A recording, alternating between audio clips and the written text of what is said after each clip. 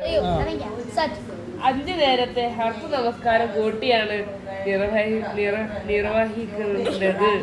ഒറ്റക്ക് നമസ്കരിക്കുന്നതിനേക്കാൾ ഇരട്ടി പുണ്യമാണ് സംഘടിത നമസ്കാരം എന്ന് നബിമാർ പഠിപ്പിച്ചിട്ടുണ്ട്. നമസ്കാരത്തിന് നേതൃത്വം കൊടുക്കുന്നവയിൽ ഇമാമെന്ന് പറയുന്നു. ഇങ്ങനെ ഇമാമിനൊപ്പം കൂട്ടായി നമസ്കരിക്കുന്നവർക്ക് ജമാഅത്ത് നമസ്കാരം എന്ന് പറയുന്നു. ഇമാമിന്റെ പിന്നിൽ നമസ്കരിക്കുന്നവർ മഅ്മൂമും എന്ന് പറയുന്നു. 2 പേർ മാത്രമുള്ളൂ എങ്കിൽ പോലും ഒരാൾ ഇമാമും മറ്റേയാൾ മഅ്മൂമുമായി നമസ്കരിക്കുകയാണ്.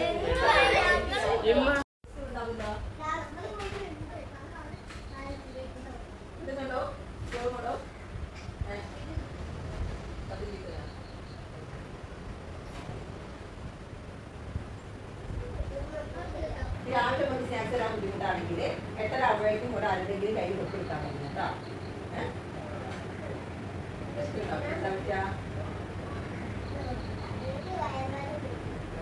കഴിച്ചില്ലേ വയറുവേദന ആവും. ഗ്യാസ് നമുക്ക് വേദന ആവും.